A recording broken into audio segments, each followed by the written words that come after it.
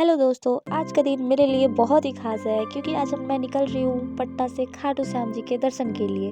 पिछली बार तो हम पटना के ही दर्शन करके रह गए, बट इस बार राजस्थान जा रहे हैं, जयपुर। वहाँ जाके दर्शन होगा। कब से मन था बाबा का दर्शन करने का और आज उन्होंने बुलावा भेज ही दिया, तो हमने सारी तैयारियां कर ली। लेकिन क्या है ना, निकल रहे थे जाए और वहाँ गड़बड़ ना हो, ये तो हो ही नहीं सकता यार। पहले तो गड़बड़ होना तय है। रास्ते में ही एयरपोर्ट जैसे ही हम लोगों ने पहुंचा, वहाँ पे इतना ट्रैफिक इस वजह से था क्योंकि हमारे एयरपोर्ट पे मोदी जी आने वाले थे। उन्हीं की वजह से इतना ट्रैफिक लगा पड़ा था यार, मेरा तो सर ही घूम गया।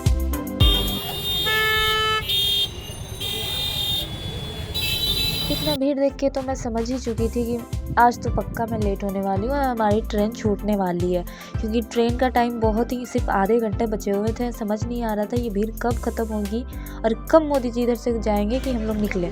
बट ये भीड़ ख़त्म होने का नाम नहीं ले रही थी, तो फिर हमने इमरजेंसी में राइडर बुक करना पड़ा, ओला, जिससे वो आया और हमने फट से वहाँ से निकला। ऐसे रास्ते से ले जा रहे थे ये भैया कि मैं तो हेलमेट ही मेरा बार बार गिर रहा था यार। बट बहुत ही फास्ट उन्होंने गाड़ी चलाई और हमें सही टाइम पे स्टेशन पहुंचा दिया और हम लोग फाइनली स्टेशन पहुंच चुके थे। मैं तो सही टाइम पे स्टेशन पहुंच गई, बट हुआ क्या, पता चला कि हमारी ट्रेन 1-2 घंटे लेट चल रही है। अब क्या किया जाए यार। मतलब मैं टाइम पास के लिए इधर उधर चल के रील बनाने लग गई, और ये रील कौन बना रहा था, मेरे भैया। तो बस मैं वेट ही कर रही थी कि ट्रेन कब आएगी कब आएगी कब आएगी। बट मेरे तो खोपड़ी घूम गया, समझ ही नहीं आता कि मेरे साथ होता क्या है। कभी भी कुछ भी सही नहीं होता। फिर क्या था, मुझे लगा कि मेरी ट्रेन आ गई, बट ये मेरी ट्रेन थी नहीं, ये कोई और ट्रेन थी। फिर भैया बोलते हैं चलो घर वापस। तो मैं हंसती हूँ कि मैं यहाँ तक आ गई हूँ तो मैं घर वापस तो नहीं जाऊँगी भाई। मैं आई हूँ तो इरादा पक्का है, मैं तो दर्शन करके ही जाऊँगी, मतलब करके जाऊँगी। मैं यहाँ बार बार भैया से पूछती हूँ कि भैया ट्रेन कब आएगी, क्यों लेट हो रहा है। फिर भैया बोलते हैं आ जाएगी, चिंता मत कर। फिर देखा कि ट्रेन आएगी शायद, लेकिन ये क्या, मेरी ट्रेन तो आ ही नहीं रही थी।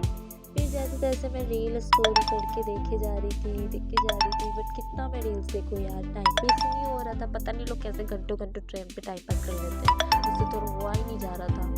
फिर फाइनली गाइस मेरी ट्रेन आ रही थी और सामने जो आ रही है मेरी ट्रेन थी। बट होता क्या इसमें भी ट्विस्ट, मैं ट्रेन का इंतजार कर रही हूँ कि कब इसमें चढ़ूंगी, बट इस ट्रेन क्या है, रुकती नहीं है। फिर मैं भैया से कहती हूँ ये क्या है, ट्रेन रुकी नहीं। फिर मुझे दौड़ के इस पे चढ़ना पड़ता है, वरना ये भी ट्रेन मिस हो जाती है हमसे। सफर अब शुरू हो चुका है, हर एक पल में एक अलग एक्साइटमेंट है, दिल में बस एक ही आवाज, जय श्री श्याम। रास्ते में चाय की खुशबू, लोगों के चेहरे और एक एक पल में नई कहानी। कहीं लगता है जैसे बाबा खुद कह रहे हो कि मैं भी तुम्हारे साथ हूँ, और कह रहे हो कि मुझे भी कोई चाय पिला दो। सफ़र लंबा था लेकिन हर पल सुकून भरा था। बाबा के भजन सुनते हुए रात का सफ़र तो जैसे तैसे कट गया। सुबह भी हो चुकी थी लेकिन मेरी नींद नहीं पूरी हुई थी, इस वजह से मेरे आँख भी थोड़े सूज गए थे। फिर भैया भी उठ गए थे, वो जो ऐसे लग रहे थे जैसे अभी भी नींद में हो।